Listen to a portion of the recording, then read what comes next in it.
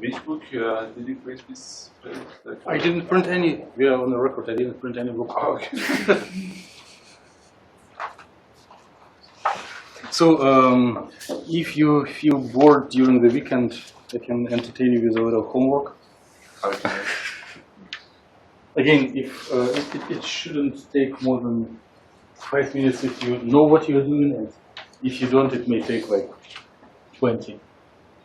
So the suggestion is to do things that we did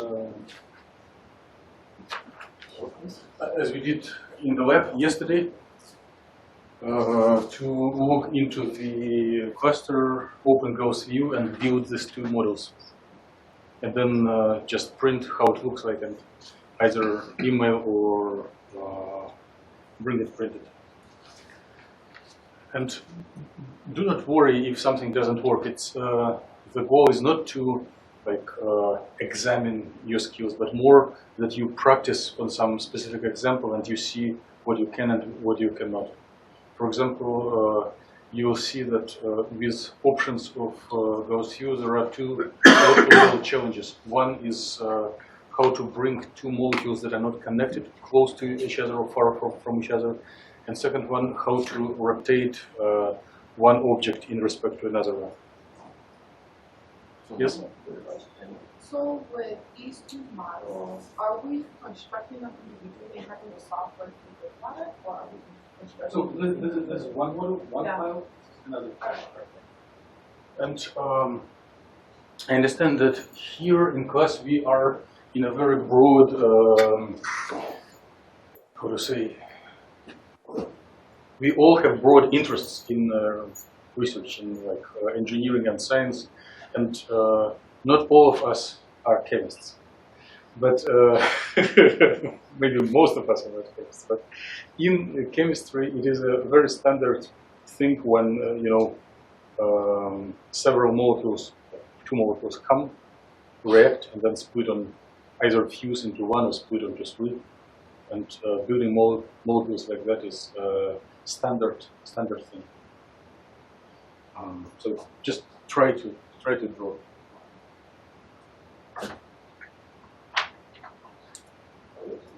Something is wrong with the screen. I don't. It shows very low resolution. It's much better. So today we, I have already announced, we have mostly challenging mathematically, meeting. If you survive today's meeting, the rest will be going down here. And it's not super hard, it's just hardest of what we have in this class. The slides will show a long review of all lecture work before that, and then some equations for today. And the subject, which is called Born-Oppenheimer separation, is a little large for one meeting, so we'll continue on Tuesday. And before I go to slides, we better just chat and informally discuss what the goals and plans. It's really great for me to know that some of you are doing molecular dynamics. I can always refer to it as a cornerstone and start from. So in molecular dynamics, all atoms are point charges, right? You can specify coordinates. In quantum theory, atoms are wave functions. They have distribution to be here and there at the same time. Right? This is correct point of view.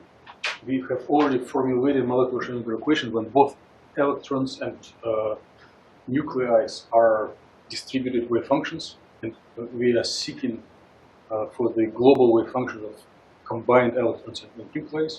This is absolutely correct, but absolutely impractical, because there are so many independent variables.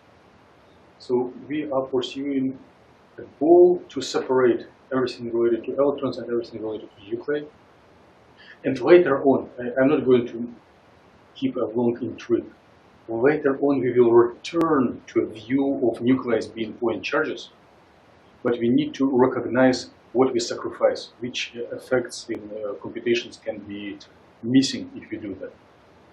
So basically, in some sense, we are departing from molecular dynamics to like advanced theories, and then we will return to molecular dynamics. But we will understand what is sacrificed, what is missing in molecular dynamics if you think of ions as point charges.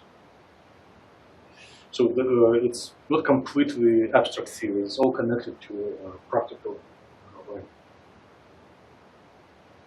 The last time, for several lectures, we set up molecular Hamiltonian, right? And we identified like 5 terms. 5 terms. I never was strong with arithmetic. There are 2 kinetic and 3 potential, or if you reorder terms, there is kinetic and potential for nucleus, kinetic and potential for electrons, and one bad guy who refers to electron to nuclei interaction. And we decided to combine electronic kinetic energy and electron-electron repulsion plus electron to nuclear together and solve Schrödinger equation for electrons only. And then our guess was that solutions of Schrödinger equation for electrons only, they depend parametrically on positions of nucleus, and they can serve as basis set of functions to find nuclear wave functions and to find overall solution of molecular Schrödinger equation.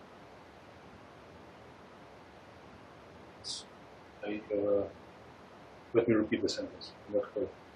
If I would be typing, I would erase and retype. Solutions for electronic states serve as a basis to find overall solution of molecular Schrödinger equation. That's correct. And nuclear wave functions are serving as expansion coefficients in front of these electronic solutions. Good. I'm happy. Maybe you're not happy with my verbalization, but I will go into details. So the idea, the so to say holy grail of our previous meeting was the goal to separate variables if it is possible. But we already recognize that it is not possible because terms in Hamiltonian are not independent. And we are trying to design tricks that would allow to do something that resembles separation of variables, that is approximately similar to separation of variables. So we will do separation of variables anyway because we really want it. But we need to know what we sacrifice, what we need to do. So by now I don't know which word to use. I can say we believe, or we have proven, but they both are wrong. We have shown mathematically that one can solve for eigenstates of wave function of all electrons in a mole. Right? We didn't solve it, but we assume that it is possible. And we have already constructed, we declared that the solution of overall molecular Schrödinger equation will be a superposition of those electronic states with some factors that depend on positions of nuclei in front. So we need a procedure to find these factors. And we will call these factors nuclear wave functions, because it will be distributions for all atoms, or they are not nailed down to a specific position, but they have probability to be here and there. If atoms are very heavy and if they have small uncertainty, it will be sharp Gaussian peaks around their actual centers. If it will be chemical reactions, then there will be some distributions. So the tactical local goal is to find nuclear wave functions, to identify equations for nuclear wave functions, and try to make a set of equations that will work, that will eliminate anything about electrons as much as possible and focus only on nuclei. If I look over like 2-3 lectures, it will later lead to molecular dynamics. but with advanced level.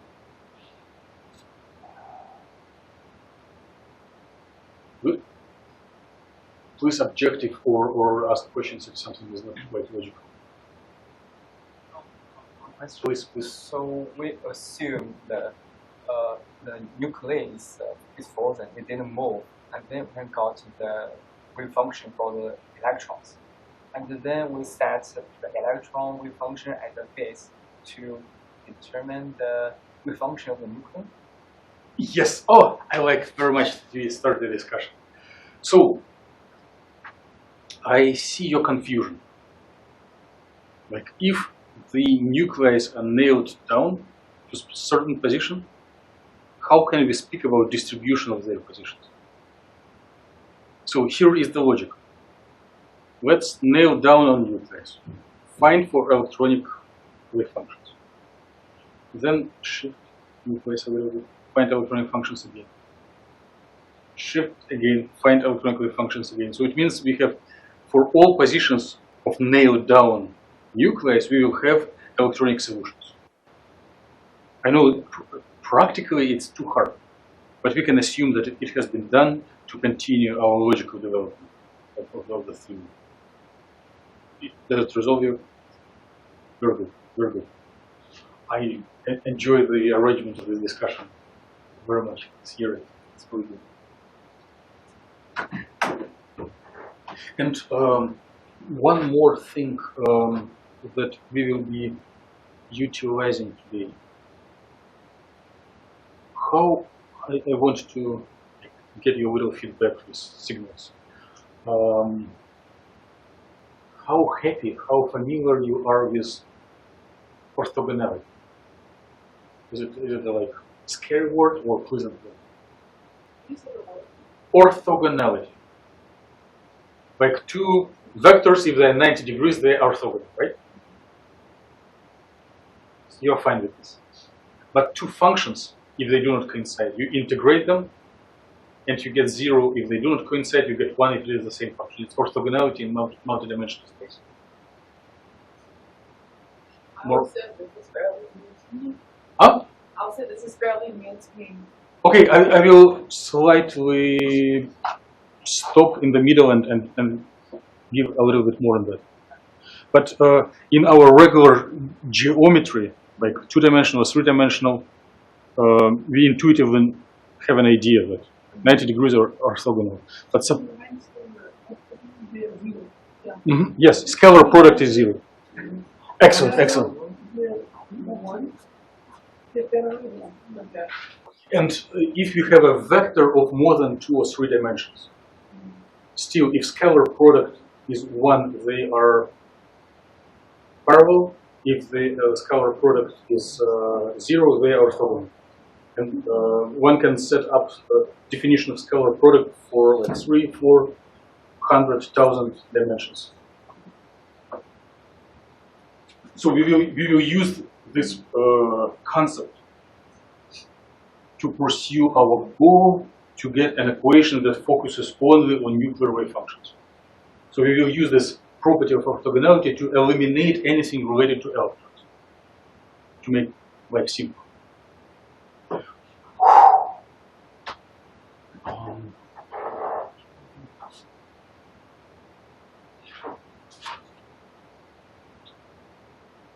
So at the end of Tuesday meeting, I want to arrive to this slide. So I'm giving heads up what is going on. Right now, a lot of symbols are new, and it will take time to get to this point. But I don't want to put too much intrigue and unknown. It's better to go forward if you see the goal.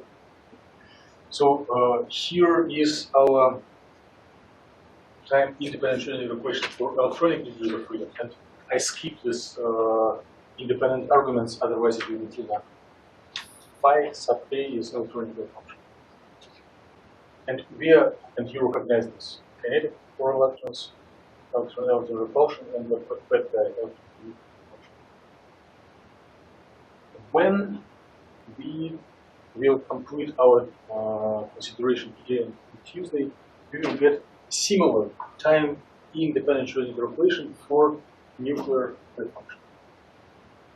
And it will include the kinetic energy of nuclei, nuclear to nuclear repulsion, and the term that comes from electronic consideration. In some sense, this nuclear repulsion plus term coming from electronic interactions is called potential energy surface. That is used in molecular dynamics.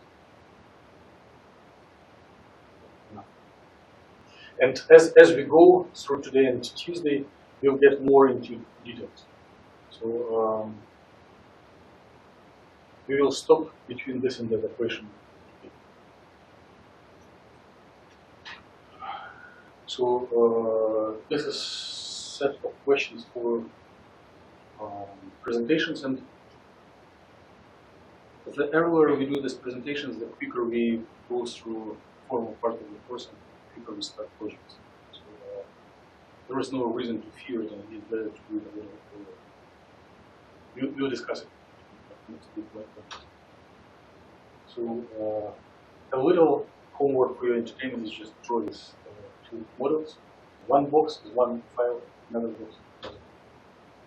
And what we did last time, we are working on getting theory for some software packages, theory, models of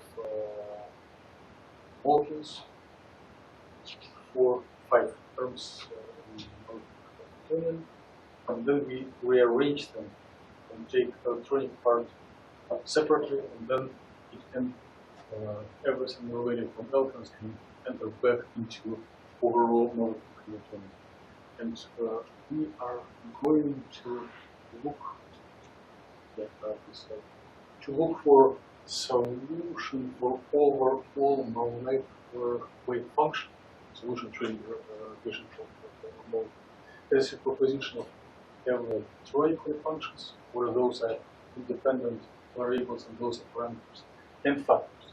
And the factors will be different for each positions of nucleus, because we find the set of equations for each position of nucleus. Give your question. So for each position of nucleus, the set of solutions will be different.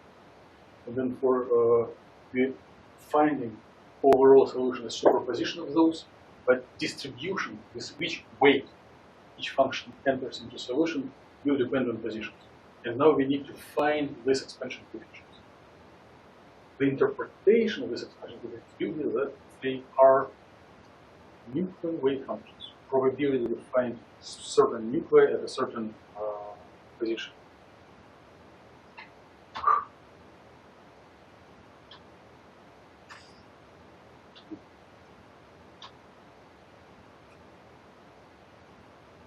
I think it's just formalization of what we discussed.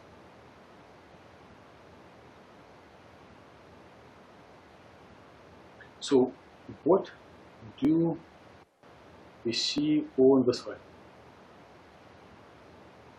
This is a leftover from molecular Schrödinger equation after we removed the electronic part. So this part comes from electrons, right? And we already solved for it. This is kinetic energy of nucleus. This is potential of nuclear repulsion. This is eigen energy. I just got short on variations of letter E, and it's for energy I use W. But if you do your own notes, you can design it better. So these three terms represent molecular homogeneity. This term represents eigen energy, and just by definition of Schrödinger equation,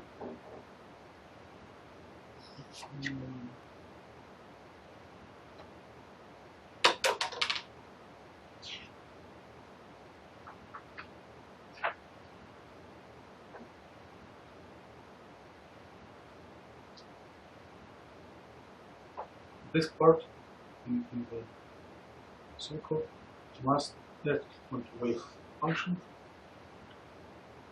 and equal to item energy acting on the same wave function. Right? This Hamiltonian is represented by three terms. And you can open brackets, right? Which means here where I do have this dots, we will put this unknown molecular wave function. Good. And by the last non-trivial slide from previous lecture, we are looking for solution of molecular Schrödinger equation as a superposition of electronic states with some weight factors. Okay. So we are looking for solution in this form. Good. So we are going to plug in this long line everywhere into here, there. Again, what we are doing is kind of abstract exercise. We are deriving equations. We are not going to get like answer x equals 1 as one does in elementary algebra. We are going to get an equation that later on will be solved by computers. So we do an abstract exercise. And the goal is to obtain equation for which symbol? Phi or chi? Phi or chi? Phi. We already got it. We have equation for phi. So we need equation for chi, right? Expansion coefficients, yes. So I know it is all abstract, but we assume that phi are already known and chi are not known. And right now, the equation includes both chi and phi. And we need to do some manipulations to cross out, remove phi, and get an equation for chi. If you can do it, we will celebrate success. Okay? I already wrote it, so we can save it. So it's just rewritten.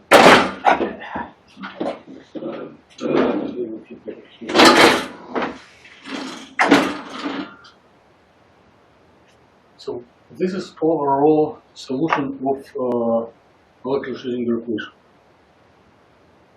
Summation over index A, electronic function phi sub k, and the expansion coefficient chi x. Okay. And then we repeat this blue term after operator of kinetic energy, after operator of nuclear repulsion, after electronic term, and after eigenstate. Okay. So in some sense, it's just very long equations, longer than the whiteboard. I just chop it into 4 lines.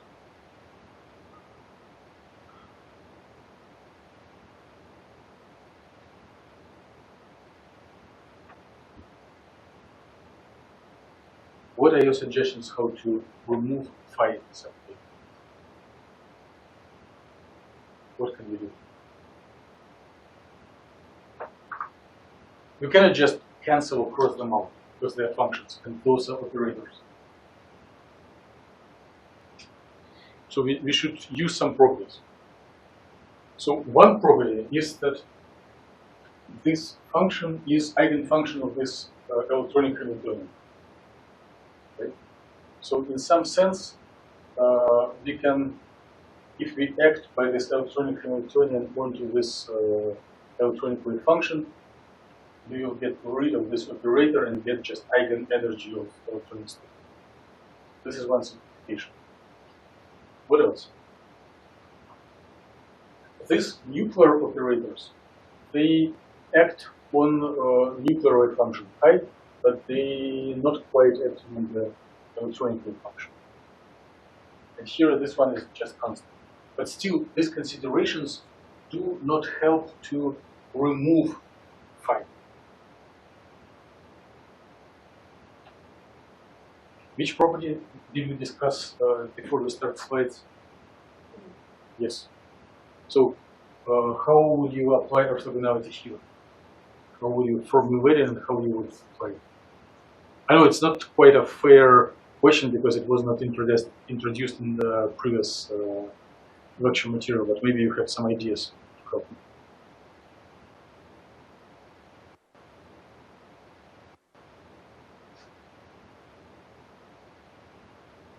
So if, and it will be shown on the next. So if you have phi sub a of all arguments star phi sub a of all arguments d r, where r is all positions of all vectors, still so many. If those are good electronic wave functions and indices here and there are coinciding, what should be the result? Or? Yes, 1. Good. So if they coincide, if the indices here are the same, it will be 1. If the indices do not coincide, it will be different, b, then it will be 0. Okay? And it is very standard trick in differential equations. We do not need to have background in quantum theory to do this. So if there is a solution of linear differential equation, eigenstate problems, they are expected to be orthogonal and orthonormal. Okay? So this procedure is analog of scalar product. Right? Multidimensional vector D, multidimensional vector A, and all points here and there are just dimensions. If they are parallel, it will be 1. It is the same way. If they are not parallel, it will be 0.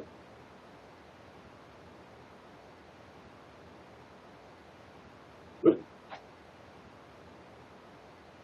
So I'm looking for an idea how to project this property onto simplification of this equation.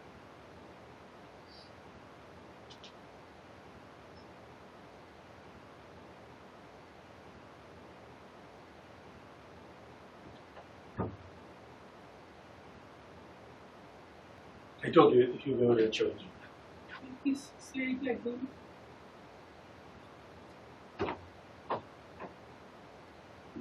So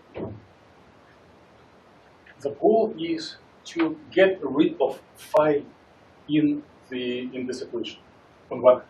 On another hand, we do have the orthogonality problem. How to match these two concepts? How to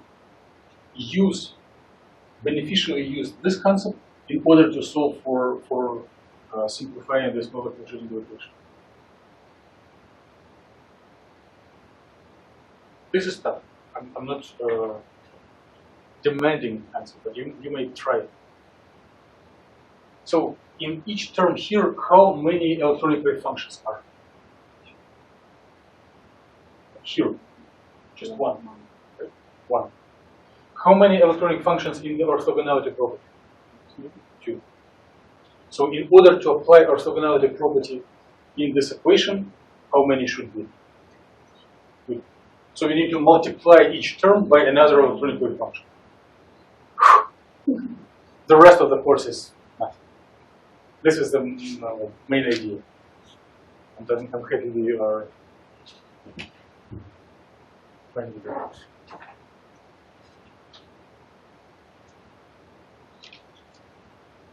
I think I was trying to express it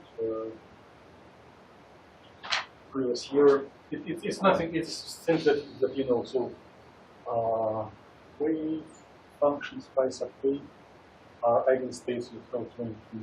And what we show in this menu store equation is just 1, 2, 3 operators and one eigenstate. And our goal is to get rid of electronic wave functions. So once again, orthogonality. So if the indices are different, it will be 0. If indices are the same, it will be 1. And if we want to be absolutely rigorous and careful, it's not things that people do for actual derivations. It's only for abstract models. So if you assume that there are so many electronic electrons, then instead of one integral, there needs to be many integrals or many independent derivatives. And a little detail. Why there is this star here? Complex conjugation. So wave functions are complex, and for orthogonalization, that one needs to use. So now the idea that we have developed together through the discussion. 1 and 2. Since the equation, molecular equation, includes electronic wave function only once, and orthogonality needs 2 wave functions. We need to multiply everything by electronic wave function once, and it should be different arbitrary number. And in order to practice orthogonality, we can also multiply it by this integration, so it will be immediately scalar product. So this box written in green ink, probably in next slides I will do it in yellow to highlight, but we need to take this little box and multiply each term in our many-store equation from the left. Just add this term. And then each term in molecular Schrödinger equation will include 2 electronic wave functions and 1 apply property of orthogonality.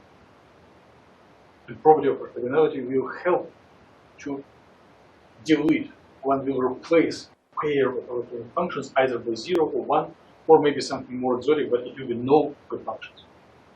Good? Then we only have the scalar. This is scalar product. Result of scalar product is either 0, 1, or maybe something different. But the nuclear wave functions will stay there. So we'll remove electronic and keep nuclear.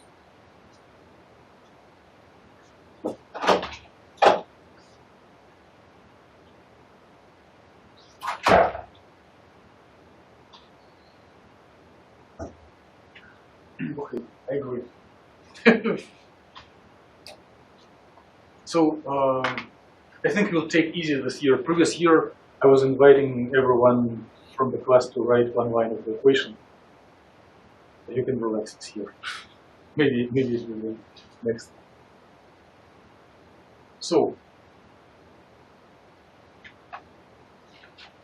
and we were a little crazy with colors. So the main equation before we start anything is in green. Kinetic, potential, electronic, eigenstate. Good? You recognize the terms. And the index of the electronic wave function is A. I do not have speech to it, I just repeat it. And now we multiply each term by integral over electronic degrees of freedom times electronic wave function. Phi star, phi star, phi star, phi star is index B. Good?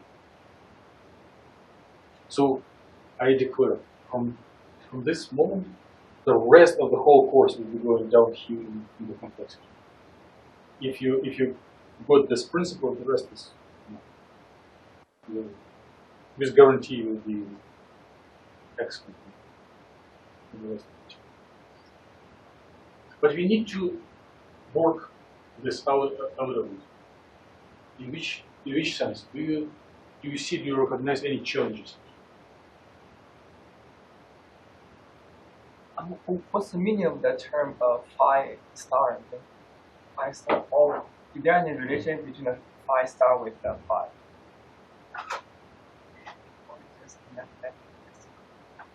I'm really happy that we are having discussions. So,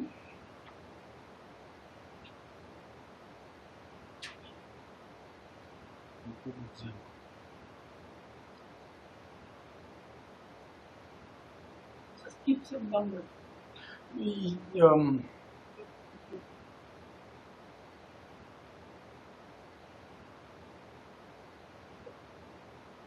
Suppose we assign numbers to each of you in the class, first, second, third. Right? There is a set of attendees of the class, and you all have your numbers. So no matter how you are referred to, who is like speaking or staying mute for a time, it's the same set of people. Right? But we can declare the first speaker will be the one who has number 1. The next, we will have to speak someone with number 5. Right? We select an element from the set, but it doesn't change the set. Right?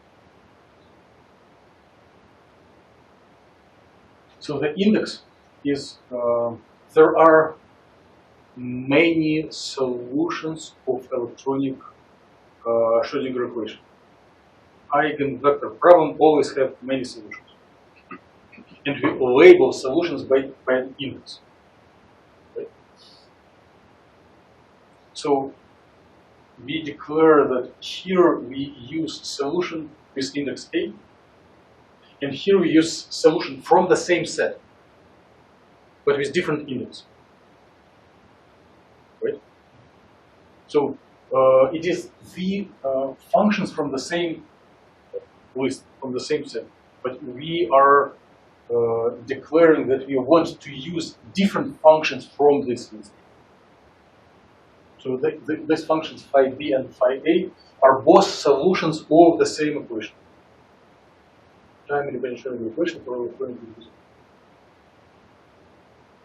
Does that address the question? He wants to know why we use scaling. Huh? He wants to know why we use scaling. It's that. Mm-hmm.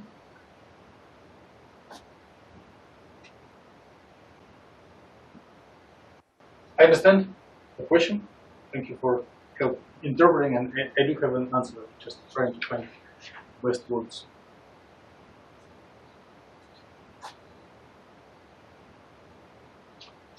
Just looking for empty slide, half empty slide. So one of the simplest solutions. I'm not telling that it is absolutely correct and universal. It's just an example. So some constant times E I K R, which means if you are happy with Euler functions with complex numbers, so it is a plane wave. So as far as we select different points in space, the wave function will have absolute value 1, but will have different phases. If you draw it in projections, real and imaginary, it will be like a spiral. And if we multiply it by itself, it will be a spiral with double frequency, which is ugly. And if you multiply it by the function with star, it will be E minus K times R. And if you multiply complex numbers with opposite signs of the complex phase, like e to the power x and e to the power minus x, they compensate each other. And then this product will be equal 1.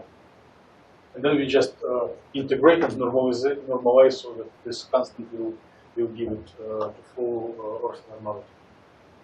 So this asterisk, this star, represents complex conjugation, and it corresponds to like, accumulating phase, complex phase in the opposite direction. And it is standard trick in quantum theory. Let me know if you want me to speak more about this. I would be really happy. Also, the A, the subscript A means the different electrons. No, It's no. electron waves. No. Thank you. Thank you for being brave and not hiding question for the future. We better discuss it right away.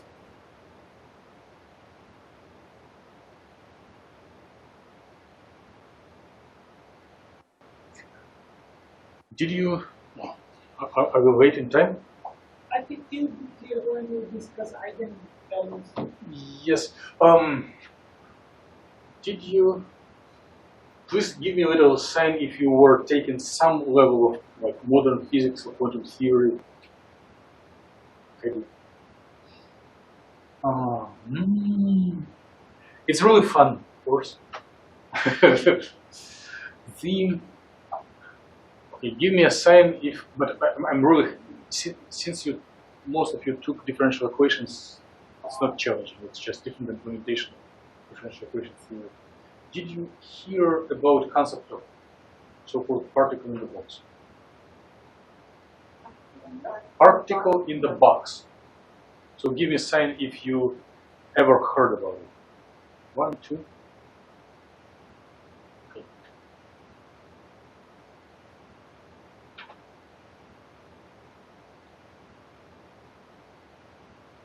Quantum theory in 2 minutes. Suppose we have only one electron. Right? Suppose that instead of molecule, we have a box, which can represent like a thin film of semiconductor in a sandwich between the electrons. So electron, and we have only one electron that cannot penetrate into the electrode and will stay inside a semiconductor. Then the potential will be very high when it is dielectric and zero when it is semiconductor. Okay. This is suppose it is only one coordinate.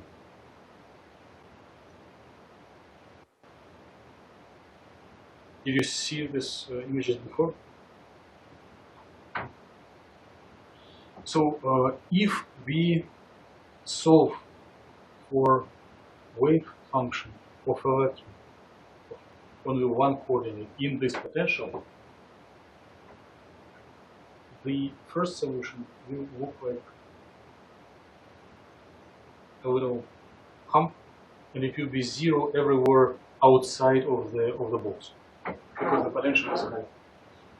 If you look for a second solution, again, eigenvalue problems have more than one solution, always several solutions. Low, and they are different by energy. So we give this energy 1, and there is an equation for it. I just do not want to waste your time.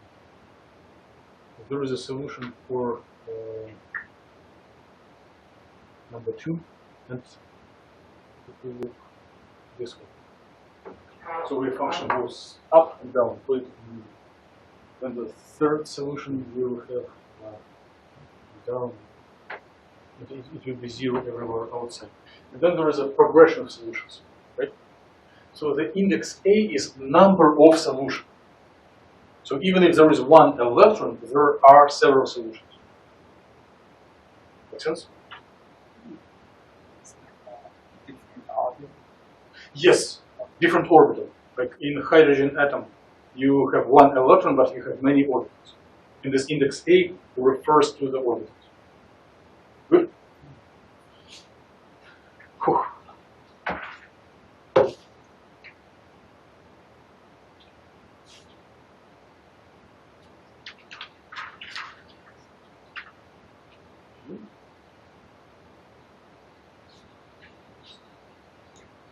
So what are we doing? We want to practice the orthogonality relation. And one can practice orthogonality relation only if these two wave functions are staying close to each other. But if they are separated by operators, it is always a big question of quantum theory. Is it possible to bring them closer, like to swap the order of this wave function and this operator, put them nearby? So swapping the wave functions and operators by their order is not for free. Quantum mechanics requests us to pay a fee to do so. And this fee is called commutation relation. So it's not always possible.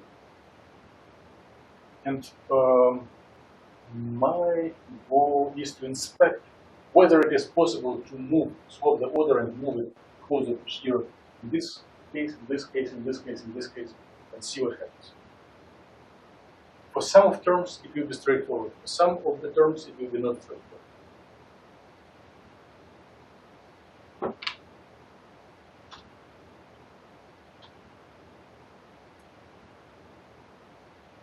Okay, so I'm going to do orthogonality.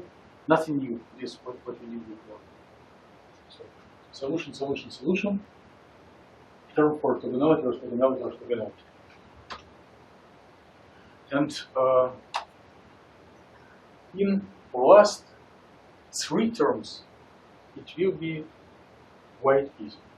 For the first term, it will be challenging. So first term, I know that you may get already tired and we are close to completion, but you need to concentrate once again. And if you were not focusing on quantum theory before, it is another, it's not globally challenging, but it is locally challenging just to focus and concentrate. So this term, T sub n, is kinetic energy of nucleus. And we need to recall, or if we didn't do it before, we need to define it now. How do we define operator of kinetic energy in quantum theory? So kinetic energy is momentum square over the mass, right? But momentum is a derivative of position, over position. Okay? If you agree with this statement, then the rest is straightforward. So since wave function of the here, if this is momentum of nucleus, then it is derivative over position, which means it will act on the chi function, on the nuclear wave function, and change it. If you apply derivative to a function, you change it. And since the kinetic energy is momentum squared, it will be a square of the derivative, or first derivative applied twice. Second derivative over position. So we do have wave function of electron, second derivative over position of nuclei, wave function of nuclei, and then electronic wave function. Does anyone need to live literally? Okay, it's fine. I'll do recordings and repeat things on the computer. And I have a solution for your question that will make everyone happy. So let's concentrate. Here is the differential operator. Here is the nuclear wave function and electronic wave function. And electronic wave function does depend parametrically on position of nuclei. And I appreciate very much that you did ask a question at the very beginning of today's meeting. That nuclei are nailed down when we solve electronic equation, but we nail down it in one position, in another position, and resolve. Therefore, the solution for electronic state parametrically depends on uppercase R, which means the derivative of a nuclear position will affect this function as well. You recognize the level of complexity. So we have second derivative of a nuclear position, and here there are two functions, each of which depend on nuclear position. So we need to take this derivative before we can perform the integration.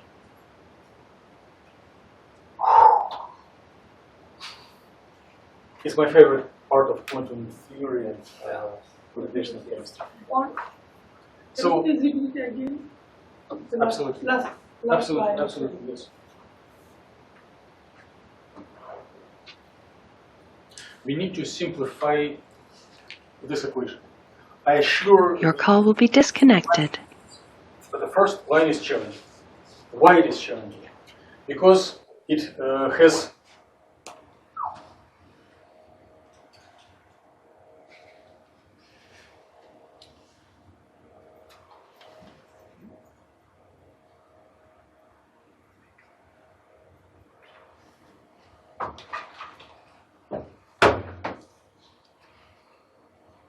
Session is limited by. no. I think if anyone was connecting to us through the video conference calls is over. But the projecting of the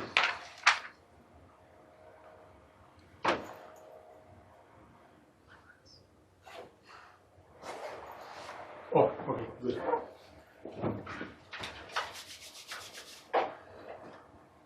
Okay, concentrate once again. So, what is challenging in the first term? Before we can perform this integration over lowercase r, we need to take derivative, which is hidden in this uppercase t. There are two derivatives over uppercase r. And this derivative is applied to chi and phi. Oh, thank you. Good?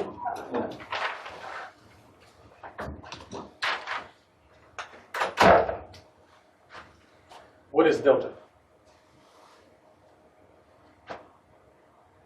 Kronecker delta, it is 0 if A equals B, 1 is A equals B, and 0 if A is not equal B. And if you apply summation over A towards this delta, and if you like matrices, it looks like a matrix with ones on the diagonal and zeros everywhere. So if you apply summation over one index, the result will be equal to 1, right? If how can we memorize it in a pictographical way? If the summation is a snake and delta function is like a mouse or a rabbit, this one it's this one, and they both are divided. We get only number 1. Okay, so we are going to practice this rule again and again for each of the terms. No. It's not right.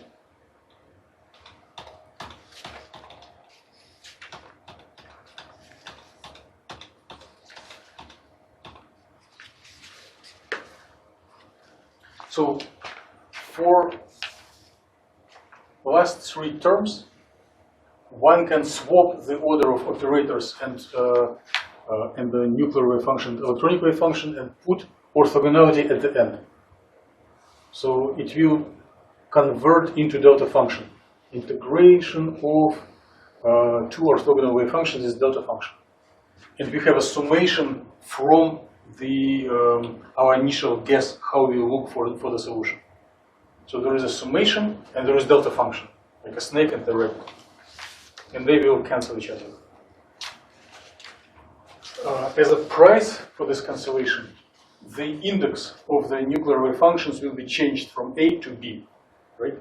Because the Kronecker delta picks up different index.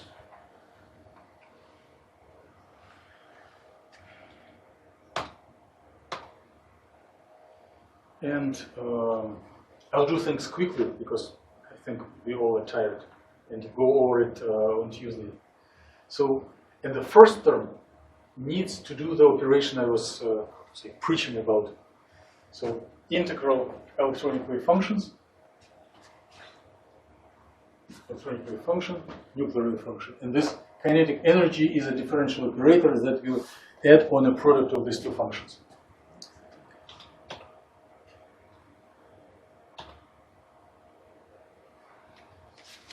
So here is kinetic energy, right? Second derivative over position, two functions. How do we do a derivative of a product? Is there a rule in calculus? If you need to take derivative of a product of two functions that depend on the same variable, what's the name of the rule? Huh?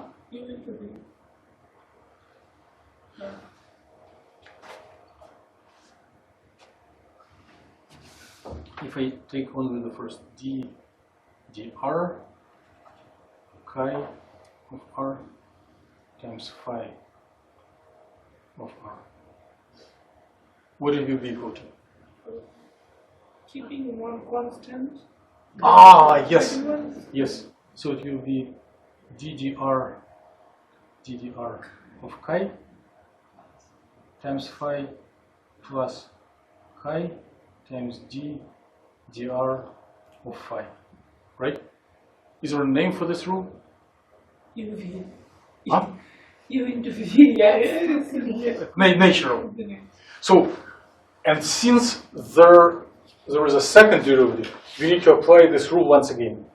So instead of 2 terms, there will be 4 terms, right?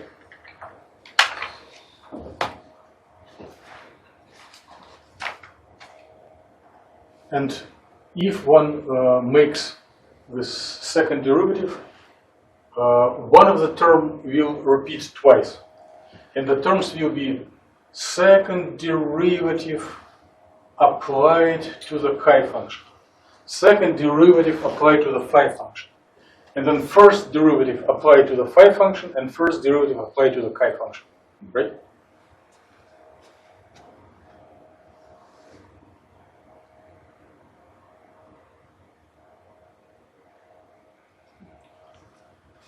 If we assume that these last 2 terms were not present, problem will become really simple.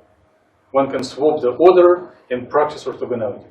So we'll assume that these terms are 0, and then justify in which cases they're 0. They called non-adiabatic couplings, and they're needed if you have combustion, intense laser field.